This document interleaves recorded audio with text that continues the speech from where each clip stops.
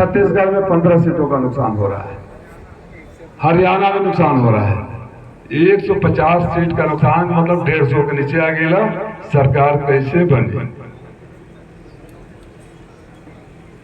मैं इसलिए बता रहा हूं कि हिटलर की एक थ्योरी थी, झूठ का प्रोपेगेंडा इतना जोर से करो कि सामने वाले सैनिक हतोत्साहित हो जाएगा। इसीलिए मैं कहता हूं कि सच बताइए, सच दिखाइए, जनता को समझाइए।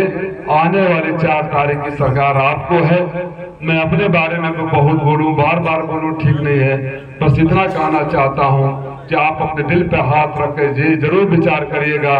क्या कोई तकलीफ ऐसी रही है जहां आपका नेता नहीं, भाई और बेटा बनकर आपके बीच में नहीं खड़ा रहा? अगर मैं 10 सालों से रिश्ता भाई और बेटा बनकर निभा रहा हूं तो मेला घूमने और मेला लुटने वालों को यहाँ से भगाइए, अपने भाई और बेटे को आशीर्वाद दीजिए। मैं वादा करता हूं कि 10 सालों में अगर मैंने आपको साथ नहीं छोड़ा तो मेरे मालिक को इस लाइन में आप मेरा हाथ मत छोड़ना। जिंदगी की आखिरी सांस तक मैं आपका साथ निभाऊंगा, आपका नेता नहीं, भाई और बेटा बनकर रहूंगा। और अगर आपका आशीर्वाद मिला तो दिल्ली के सदन में हमारी खोई हुई परम गौरव, खोया हुआ अपना नाम फिर वापस आएगा। जिस दिन आपका भाई और बेटा राजीव राय खड़ा होकर बोलेगा सरकार कोई भी हो सुनेगी और गोसे के मुद्दे पर झुकेगी, ये मैं आपको वचन देता हूं। उम्मीद करता हूं कि 1 तारीख को आप साइकिल पर बटन लगाकर विदाई गीत में अपना एक गाना और जोड़ देंगे। और इस गाने के साथ ही 2 दिन का हमने का आखिरी चरण में जाएगी। ढेर दिन इंतजारों में जाता रहेंगे। 1 तारीख के खाली वोट दिया जाए, 4 तारीख के पता चले कि दिल्ली में आपकी सरकार बन रही है। अखिलेश यादव के बिना कोई सरकार बन नहीं सकती। जय हिंद, जय भारत। मेरे मालिकों, गुजरात मॉडल की सरकार है, फिर भी लोगों से ताली बजवाते हैं। और अखिलेश यादव मुख्यमंत्री बनते हैं तो गांव में गरीब के बच्चे को लैपटॉप देकर, बुजुर्ग माँ बाप को एम्बुलेंस देकर, बेरोजगारों को बेरोजगारी भत्ता देकर, बेटी बहनों को कन्या विद्याधन देकर भी हम खामोश रहते हैं, हम अपने सच को बता नहीं पाए। इसीलिए आगे हम अपराधी हैं, हमसे अपराध हुआ है। हम खुश हो जाते हैं कि हमने ये किया, हमने वो किया। जिन्होंने कुछ भी नहीं किया उन्हें बता देते हैं सब कुछ कर दिया। लेकिन मुझे लगता है कि हर दवाई एक्सपायरी डेट के साथ आती है, हर प्रोडक्ट एक्सपायरी डेट के साथ आता है। तो 10 साल के बाद एक्सपायरी डेट आ रहा है, विदाई तय है। विदाई वाले गीत कुछ दिनों में बजने शुरू हो जाएंगे। बाबुल की दुआएं लेती जा शुरू हो जाएगा। कर्नाटक में इनको 20 सीटों का नुकसान हो रहा है, महाराष्ट्र में इनको 18 से 20 सीटों का नुकसान हो रहा है। मैं असली डिग्री वाला हूं इसलिए सही बोल रहा हूं। बिहार में इनको 15 से 20 सीटों का नुकसान हो रहा है, 60 हो गया। उत्तर प्रदेश में 60 सीटों का नुकसान हो रहा है। वो तो अल्ताफ भाई 64 बोल रहे थे, हम 60 है बता दिए। 60 सीटों का नुकसान हो रहा है।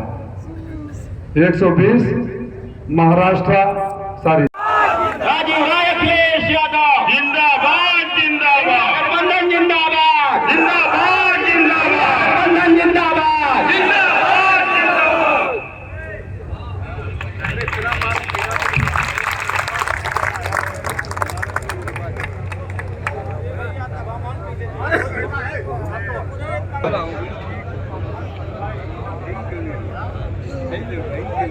इस सभा के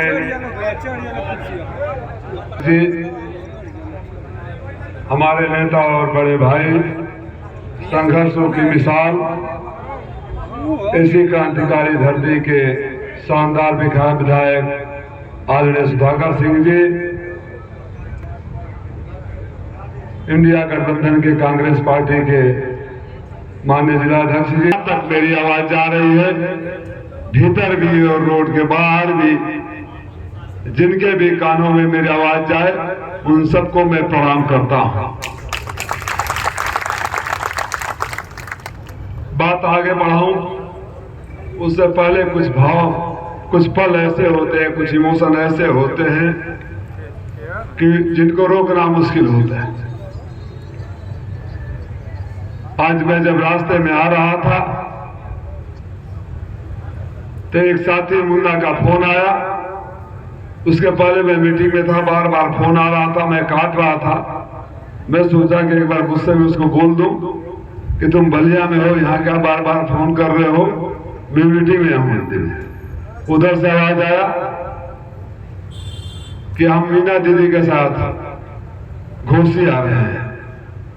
मीना दीदी जो आपके सामने बैठी हैं और आदरणीय चंद्रशेखर तिवारी जी जिन्होंने संबोधन किया, वो कोई और नहीं, मेरे पिता तुल्य राजनीतिक गुरु, राजनीतिक पाठशाला, राजनीतिक विश्वविद्यालय, किन शब्दों से नवाजूं, स्वर्गीय जनेश्वर मिश्रा जी की बेटी हैं। और जिन नेता से मेरा ऐसा भावनात्मक संबंध रहा, मेरे व्यक्तिगत संबंध चंद्रशेखर जी से भी बहुत अच्छे थे, व्यक्तिगत तौर पर बहुत चीज करते थे।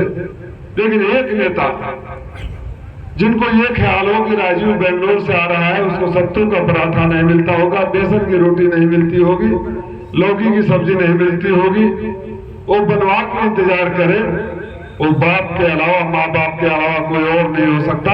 वो मेरे गुरु स्वर्गीय जनेश्वर मिश्रा जी थे। और जिन संस्कारों के बदौलत मैं कई बार ये कह चुका हूं कि एक दिन बैठे थे, आंख बंद करके अक्सर बैठा करते थे और आंख खोले बोले, उनके मन में कुछ और था, चूंकि अब इस दुनिया में नहीं है तो उसको कहना ठीक नहीं कि वो रहे होते तो मेरे लिए ये किए होते, वो किए होते। बोले राजीव, वैसे तो तुम राज्यसभा में जा सकते हो, लेकिन तुम्हारे अंदर एक जन नेता का गुण है। मैं चाहता हूं कि थोड़ा संघर्ष भी करना पड़े, तो तुम पिछले दरवाजे से नहीं, अगले दरवाजे से सदन में पहुंचना। और मेरे गुरु के लिए इससे बड़ी श्रद्धांजलि क्या हो सकती है कि मैं 10 साल इंतजार करूं, संघर्ष करता रहूं, और अगर आपका आशीर्वाद मिले तभी उस अगले दरवाजे से जाऊं। मुझे उम्मीद है कि आप आशीर्वाद देकर मेरे गुरु के सपनों का, मेरे नेताजी के सपनों को पूरा करने के जरूर प्रयास करेंगे। सदियों में एक जनेश्वर मिश्रा पैदा होते हैं। जो व्यक्ति देश के होने वाले प्रधानमंत्री को भी हराया हो, प्रधानमंत्री की बहन को भी हराया हो, जो व्यक्ति रेल मंत्री, वाटर रिसोर्स मंत्री, संचार मंत्री, जो आजकल हमारे मऊ वाले जो छोटे वाले चौंधिया मंत्री जी आए हैं, बार बार मालदार मंत्री, मालदार विभाग करते हैं, वो मेरे गुरु जी सारे विभागों को देश के पैमाने पर देख चुके थे और जब इस दुनिया से गए तो पीछे कुछ भी छोड़कर नहीं गए किसी के लिए। ऐसे गुरु का शिष्य हूं मैं, और मैं आपको वचन देता हूं, उस गुरु के नाम पे वचन देता हूं। आप लोग अपने दिल पे हाथ रखकर खुद को पूछ लीजिए, कोई नहीं कह सकता कि पिछले 10 सालों में, 12 सालों में राजीव राय के पास किसी मदद के लिए गए, मदद का संदेशा भेज दिए, मदद के लिए व्हाट्सएप कर दिए, फेसबुक पर डाल दिए, और उन्होंने मदद नहीं करी या मदद के बदले एक कप चाय पी ली, मैं बेदाग था, बेदाग हूं, बेदाग रहूंगा। साथियों, जैसा कि हमारे पूर्व के वक्ताओं ने कहा, ये चुनाव सिर्फ एमपी कौन बनेगा उसका नहीं हो रहा है, ये चुनाव देश की तकदीर और तस्वीर कैसी रहेगी इसका भी हो रहा है। ये चुनाव इस बात का भी हो रहा है कि घोसी के मान सम्मान को कब तक रोदा जाएगा और कब तक आप सब खामोश रहेंगे। क्या गुनाह है आपका? आप जहां खड़े हैं इधर से किसी दिशा में घूम जाइए, बलिया की तरफ देखे, अगर वहां के लोगों को कोई समस्या हो तो अपने सांसद के पास जा सकते हैं। गाजीपुर के लोग अपने सांसद के पास जा सकते हैं, आजमगढ़ के लोग जा सकते हैं, गोरखपुर देवरिया के लोग जा सकते हैं, चाहे सांसद किसी पार्टी का और सांसद तो है। आपकी आवाज को क्या हो गया है? कितने साल हो गए आप लोग जितने लोग भी यहाँ बैठे हैं, दिल पर हाथ रख कर बताइए, क्या किसी को ये सौभाग्य मिला है कि आपके घर में दुख सुख हो, हंसी खुशी हो, गमी हो या शादी हो, सांसद जी दरवाजे पर खड़े हो गए, किसी ने अपने सांसद का चेहरा अपने दरवाजे पर देखा? जो बुजुर्ग होंगे कल्पनाथ राय जी के बाद कोई और नाम याद नहीं आता होगा। हम शुरू करते हैं, सही कहा आदरणीय विधायक जी ने, हम पंडित अलगू राय शास्त्री जी के यहाँ से शुरू करते हैं और स्वर्गीय कल्पनाथ राय जी के आते आते खत्म हो जाते हैं।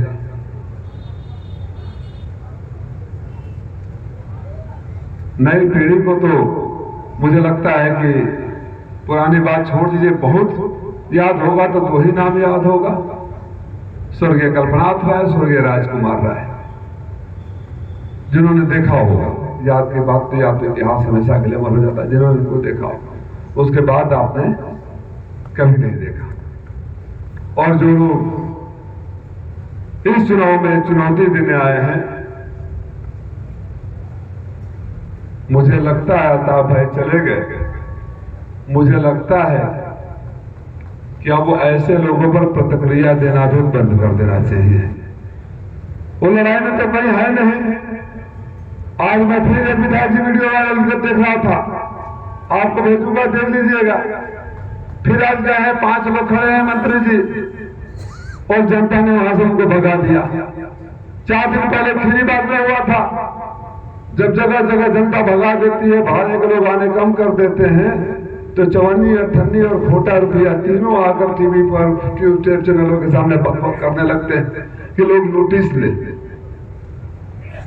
जिसकी जमानत नहीं बच रही हो, उसकी इतनी हैसियत भी नहीं कि हमारी जुबान पर उसका नाम आए।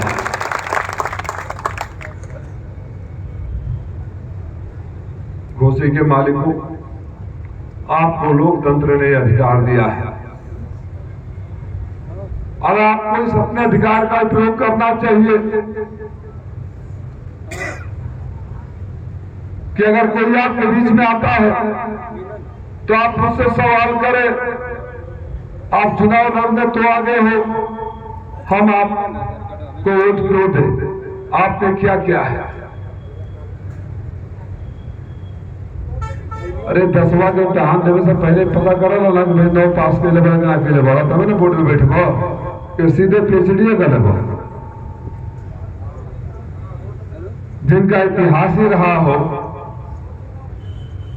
अल्ताफ भाई बोल रहे थे मेला घूमने, मैंने कल मोहम्मदाबाद में एक और जोड़ दिया, मेला घूमनी और मेला लुटनी दोनों हो गए, मेला लुटनी भी हो गए। अरे भाई, उत्तर प्रदेश का कैबिनेट मिनिस्टर,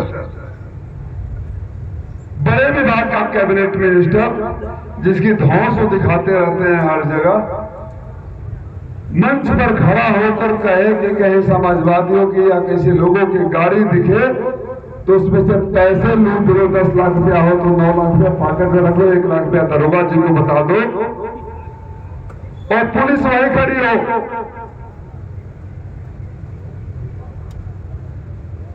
जो सरेआम अपने कार्यकर्ताओं को डकैती और लूट करने के लिए बोलता हो, ऐसे लुटेरों से बचाने की जिम्मेदारी आपकी है कि नहीं? घोसी को लूटने वालों की उनकी हैसियत दिखाने की जिम्मेदारी आपकी है कि नहीं? घोसी के लूटने वालों, आपने बलिया को भी लूटने की कोशिश करी थी बांसडीह में, आपने शिवपुर में लूटने की कोशिश करी थी। तो मेला घूमनी और मेला लूटने वाले लोगों को मैं हम बताना चाहते हैं कि हाँ, समाजवादी है, ऐसा दुस्साहस करना मत, नहीं तो लूटना तो दूर, चुनाव लड़ना भूल जाओगे। वैसे भी चुनाव के बाद आपको कोई टिकट देने वाला है नहीं। और मैं पुलिस प्रशासन से भी मांग करता हूं, अगर मेरी आवाज जा रही हो, मैं तो चाहूंगा कि हमारे संगठन के लोग इसको गंभीरता से ले, कि अगर पुलिस के सामने, कल्पना करिए कोई एक आम आदमी खड़ा होकर कहे कि गाड़ी जा रहे हो, गाड़ी में से लूट लो, थोड़ा सा पुलिस वाले को दे दो, बाकी अपने पास रख लो, तत्काल केस हो जाएगा कि नहीं हो जाएगा? पत्रकार साहब, हो जाएगा ना? तो मैं पुलिस से मांग करूंगा कि तत्काल संबंधित धाराओं में केस हो, और पिछले 6 महीने में घोसी मऊ में जितनी छिनैती और डकैती हुई है, उसकी पुनर्विवेचना की जाए कि कहीं यही गिरोह तो उसमें शामिल नहीं था।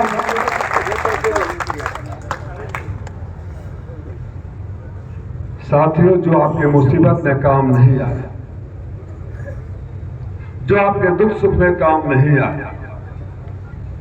मैं चुनाव लड़ा था 2014 का, हार गया था तो हार गया था। मेरे गुरु ने कहा कि जनता के बीच से चुनकर आना, संघर्ष करना। मेरे गुरु नहीं रहे, लेकिन मैं उस वादे को निभाता रहा। मैंने आपसे भी वादा किया था कि घोषी छोड़कर कहीं नहीं जाऊंगा, आपके बीच रहा ना, क्योंकि जो वोट पड़े थे उन लोगों का तो आशीर्वाद मुझे मिला था। जीत और हार एक टेक्निकल बात होती है, लेकिन उन लाखों लोगों का क्या जिन्होंने आपको वोट दिया था, आप उनको छोड़कर चले जाएंगे? जिन्होंने बूथों पर आपके लिए झगड़ा किया होगा, जिन्होंने गांव में आपके लिए झगड़ा किया होगा, जो आदरणीय अखिलेश जी के लिए झगड़ा किया होगा, आप हार गए, वहां से खिसक लिए। ये लोकतंत्र तो नहीं है, ये मजा तंत्र है। मजा नहीं आया, कहीं और निकल लिए। 14 में 5 देश लड़े, लौटकर उन लोगों के सुख दुख में कभी नहीं गए जिन्होंने 5 देश से उनको वोट दिया था। 22 में बनारस से लड़े, अब बेचारे कोर्ट में ही भारतीय जनता पार्टी वालों ने क्या किया और इन्होंने क्या कहा, वो सब आप जानते हैं। हार गए, वहां लौट कर नहीं गए। मुझे पूरा यकीन है कि इस चुनाव में हैट्रिक देकर आप वो इंतजाम कर देंगे कि जाने लायक क्या, फिर कैसे लड़ने लायक ही न रहे, कोई पार्टी टिकट ही न दे। और जो लगातार आप शब्दों का इस्तेमाल हम समाजवादियों के लिए किया जा रहा है, लगातार अहंकार का संस्कार दिखाया जा रहा है, अभी उनकी हैसियत नहीं है कि हम उनको जवाब देने लगे। जवाब 1 तारीख को जनता देगी, और जब जनता जवाब देती है तो सारा अहंकार चकनाचूर हो जाता है। अब बात करते हैं सरकार की। साथियों, आप सबको याद होगा, अब की बार 400 पार, चौथे चरण तक आते आते अब की बार हो गया बंटाधार। और ये जो भाड़े के चैनल पर भाड़े के सर्वे करते हैं, 2 सीट से दिखाना शुरू किए उत्तर प्रदेश में। आपको बधाई देता हूं कि उन 2 सीटों में भी घोषी का नाम था। 5 हुआ, 7 हुआ, 12 हुआ, 20 हुआ, अब तो बोलते ही बंद हो गई। अब तो उन बड़े बड़े चैनलों के बड़े बड़े मेकअप करके इसी में बैठकर बोलने वाले बुद्धिजीवी एंकर भी अपनी भाषा बदलने लगे। सबसे बड़े मौसम वैज्ञानिक के चैनल वाले होते हैं, मैं आपको बता रहा हूं, सबसे बड़े मौसम वैज्ञानिक वाले। अगर इनको पता चल जाए कि आपकी सरकार आ रही है, और मैं आपको आज बोल रहा हूं, अभी टीवी चैनल देखना बंद कर दीजिए 1 महीने के लिए। 1 तारीख के बाद देखिएगा तो फिर ये भविष्यवाणी करने लगेंगे कि इंडिया गठबंधन की सरकार आ रही है, क्योंकि बताना है। ये जो सरकार में बैठे लोग हैं और जो माननीय प्रधानमंत्री जी की भाषा है, प्रधानमंत्री जी आप केवल भाजपा के प्रधानमंत्री नहीं है, राजीव राय के भी प्रधानमंत्री है, इस देश के 120, 130, 140 करोड़ लोगों के भी प्रधानमंत्री है। और बड़ा शर्म आता है हमें जब हम आपको सुनते हैं कि गाय खोल ले गया, भैंस खोल ले गया, मंगलसूत्र तक बात आ गई।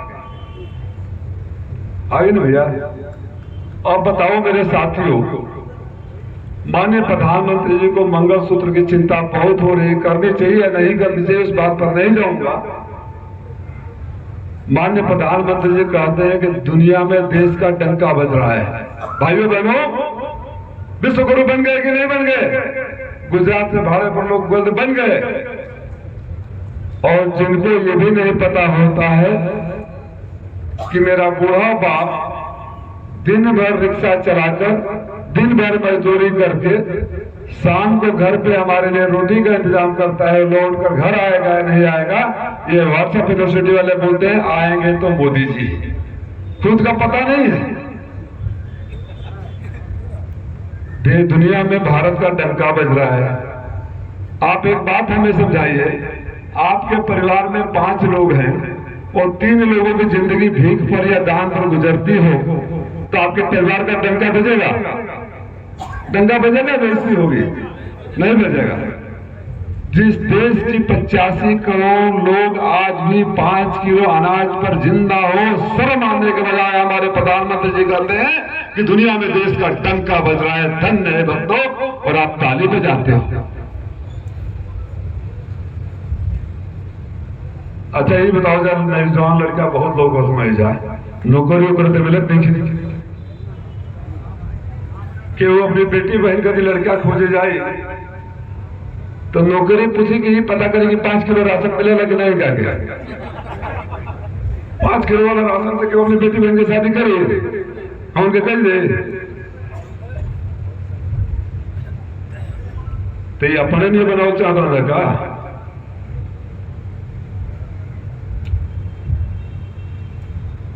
इस देश के 75 साल के बुजुर्ग माननीय प्रधानमंत्री जी को 5 साल और चाहिए। 17 साल के मेरे बेटे और भाई को 21 साल तक अग्निपथ का नाम देकर, अग्निवीर का नाम देकर रिटायर कर दे रहे हैं बाहर हमारी सरकार। नौजवान को नौकरी जरूरत है, 75 साल के प्रधानमंत्री को किसको जरूरत है? और उम्र भी देखिए,